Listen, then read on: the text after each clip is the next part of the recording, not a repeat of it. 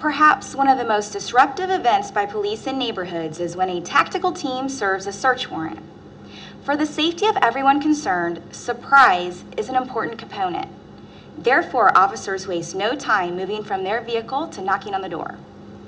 Events such as these prove traumatic not only for occupants of the house, but for neighbors as well.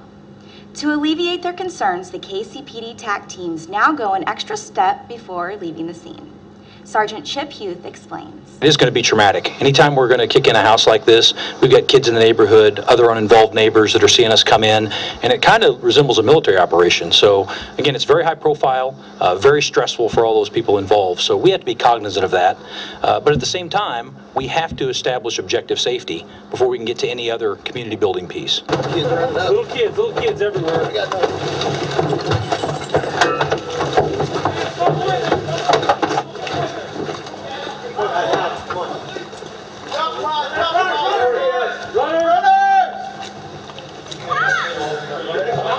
One thing that we realize is that embedded in this enforcement piece, which is very necessary, is an opportunity to make contact with folks that we might not otherwise be able to make contact with.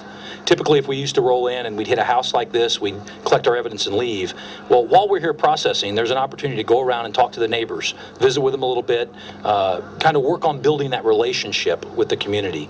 And we need that relationship. We have to leverage those relationships to actually help instill safety. It's not something the police can do on their own just through enforcement efforts. I was very surprised to find that the majority of people we contact are really willing to talk to us openly. They're willing to greet us, even invite us into their homes, and they're willing to talk to us about other problems that are going on in the neighborhood.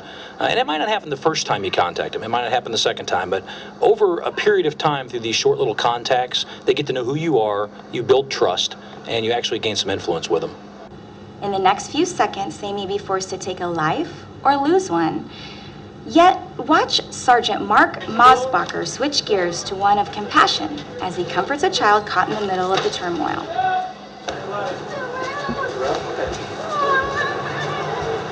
Slow down, your hands up! We got taken to jail! Slow down, your hands up! We got taken to jail!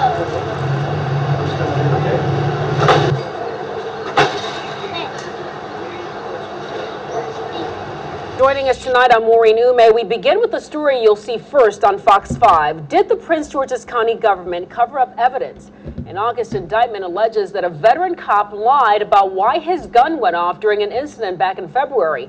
A Cottage City 19-year-old spent nearly 4 months in jail as a result, and now Fox 5 has obtained surveillance video, which makes an interesting case.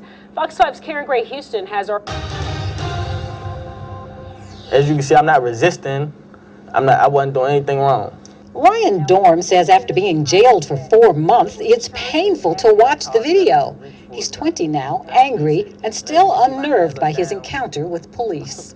I heard a shot, and I seen a flash, and I felt something. So I thought I was dead, actually. The video shows Ryan smacked in the head, a flash as the gun goes off. Prosecutors say that's contrary to the story Corporal Donald Taylor first told about being assaulted by an aggressive youth resisting arrest.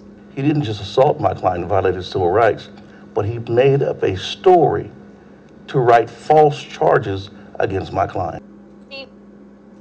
Colleen, this is the parking lot where it all happened exactly 1 week ago. And tonight, LA's police chief and a witness are speaking out.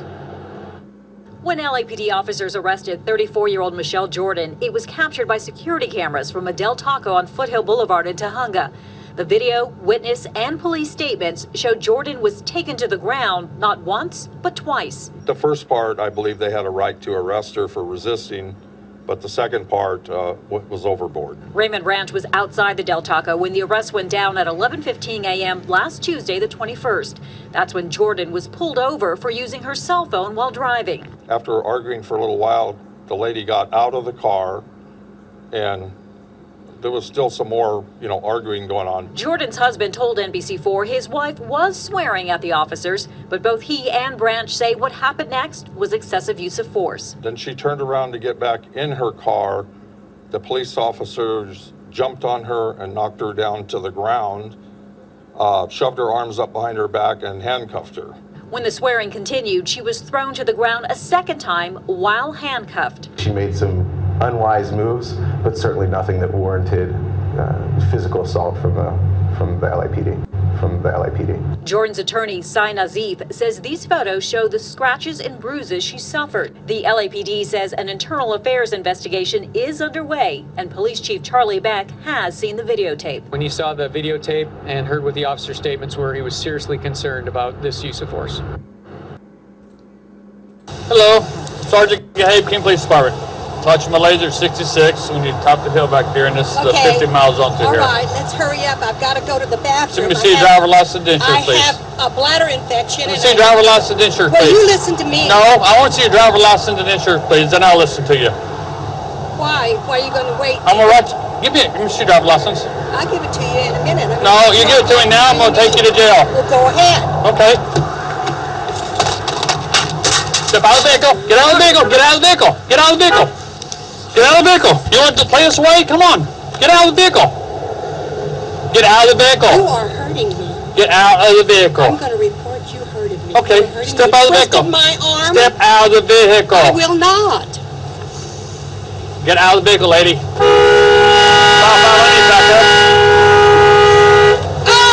Get out of the car, lady. Oh, good Lord. You're under arrest. Get out of the vehicle. Oh. Put your hands behind your back, lady.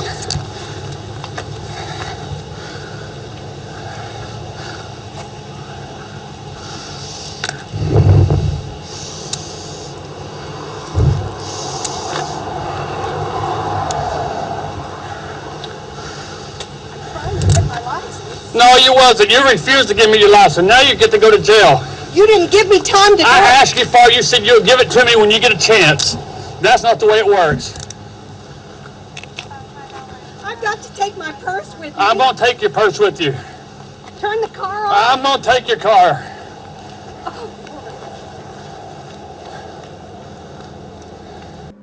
Hello everyone. Welcome to GGN. Today is Friday, September 14th, 2012. I'm Darko. The links will be posted in YouTube's video description. In this first video, I'm going through, obviously, the police state. Okay, so we saw this first video is talking about how to talk to the community as basically military. The police is now, they're all militarized. I mean, we all know that. You can see them jumping out of their van, acting like they're going to war in Iraq. You think they were busting out of a van and somewhere in the Middle East, but it's actually in your neighborhood, and it's not going away. And one of the things you noticed was what? Oh, they just let us in their house, right? After 2 or 3 times after harassing them. And, you know, if you had a SWAT team that looked like basically a military squad or Marines or something coming at your door, you probably would let them in too, because they're just going to kick down the fucking door anyways, right? And they don't need search warrants or any of that. So, and they're just, this video was basically a PSA for police, by police, about chatting with the neighbors to get them to rat out against each other. And one comment was, we have to establish objective peace before we can move on to any community building peace. They say that here in the comment, that's the language of military occupation, not the perspective of a peace officer. Officer safety first, and placate the sensibilities of the occupied. Once again, in the interest of force safety. The people promoting and carrying out these operations aren't Americans in any sense of the expression. So links will be posted. And of course, you had this guy getting a pistol whipped in the head and getting charged afterwards. And this, you can say, oh, well, what she was doing, she was resisting. Well, this is how it is with all police officers. You know, they don't hold them, give them a piece of paper that has like your name on there. It's not actually you. Then yeah, then you're going to get treated like that. And she just didn't move fast enough. That was the problem. Texas police kill unarmed man before confiscating witness camera and deleting images. Police in Texas shot an unarmed man 41 times, then turned around and confiscated another man's camera after he started taking photos and shooting video of the bloody aftermath, so destroying the evidence, right? And this isn't the first time. Remember, I just covered about a month ago about them shooting a homeless man. I couldn't watch the video. I didn't watch the video, but somebody told me they had shot him. It was a firing squad on a homeless guy that was supposedly mentally ill, and the cops knew this.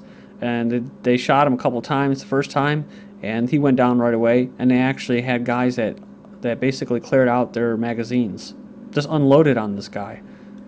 So this is how it is nowadays if you don't obey. So NYPD kills hostage who escaped armed standoff, marks second killing of a hostage by police in 1 week. Last Friday, police in Minnesota shot and killed a hostage who fled from an armed gunman in a standoff in a motel. Just 1 week later, this Friday, police in New York shot and killed another hostage who fled a standoff with armed robbers at the Bronx Bodega store. Additionally, NYPD officer responding to the scene crashed a random SUV driver. The driver was reportedly sitting at a red light when the speeding officer careened into him. And then we have this from the UK. Horrific moment. Traffic warden is karate. It says karate kicked in the head by a yob as he prepares to hand out a ticket. So just an innocent little peace officer, and this guy gets basically judo or karate kicked, right? While issuing a ticket. So just like the guy issuing him a ticket, was there any victims? Did anybody die? Did anybody lose property when that old woman was going 60 into a 50? Probably a speed trap, most likely too. That's how they get you. They reduce the speed by 15 miles an hour, and they sit there right when it changes so that they can get you. It's very, very cheap, dirty shit game that they play in order to. They're tax revenue collectors. That's what they are. They're revenue collectors. It has nothing to do with peace. I've already gone over all this, and that's why I say that law enforcement officers, they're not enforcing common law. They're enforcing political law, and that's why I say they're illegitimate in the eyes of me. They don't need help from anybody. They need to just go away and need to let people, citizens, be able to take care of their own business, defend their own property and their life, and stop going around killing people and stealing from them. So yeah, when you go and read in the comment boards in the UK, they have this big immigration issue, of course, just like in the United States, just like in Sweden. Here we have Mexicans in America that they import for worker for cheap labor, and in Sweden they have Muslims, Arabs and that. So, but here in UK they have a lot of Poles from Poland and stuff like that, and they call them dogs, and they look down on them, real racist type stuff, if you want to use the word racist. And so they just assume that they were foreigners. That, oh, it's just because of immigration that this happened. Well, maybe people in Poland don't, respect the political law enforcement officers as much. Personal experience working at Midnights. One of the guys that cleaned the floors, they were Polish workers, and they got fired because the cameras caught them eating some grapes. They had a few grapes in the produce department, and I know when I was a kid you could actually do that without getting SWAT teamed or having the police throw you in jail. But nowadays everything counts, and it's just a different culture. In the UK and the US, we're used to being slaves. We allow these pigs in our houses and telling us what to do, but in other countries they don't stand for it. In Eastern Europe and that, Maryland police are deploying cameras to watch other cameras. Police in Maryland plan to deploy cameras to surveil the other cameras in the district. Well, of course, continues in part 2, and we'll segue into eugenics and cyborgs and stuff. Ari Ash of the WTOP News talked to police in the area who said that local people have started targeting those speed cameras police put up in the intersections, as well as surveillance cameras. Police said that since April 6, people have been involved in camera damaging activities. So, do you see? This is what you call this makes me feel good when I hear stories like this, because there's a lot of old people and a lot of good slaves that have accepted the imprinting of this programming to be a good slave and don't question anything, and just to assume that they have legitimate authority. As a sovereign human being, you have the right to challenge authority, people's authority over you. Is it legitimate or is it not? And this one man literally pulled out a pistol and used the camera for target practice. So then there was a camera set up on a stand near the FedEx field. A man walked up to it, cut off one of the legs, and walked away. They said, "I guess that makes a statement," said the county police. "But we were able to just attach another leg, so problem fixed, right?" He said he didn't get too worried until the fire. One of the cameras was incinerated. They said they cost up to $30,000. Do you think these cops pay for it? Well, I guess they do in their taxes, but you paid for it, so they can collect more revenue. So they get more toys to collect more revenue. To fix the roads? No. To help keep you more safe? No.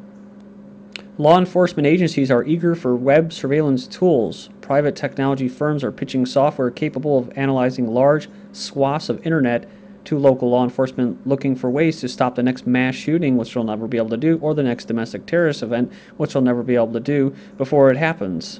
Of course, privacy advocates are not happy with the news. as they fear these tools could affect users who happen to be in the wrong place at the wrong time. Please join me in part 2. This is GGN, and I'm Darko. Thank you.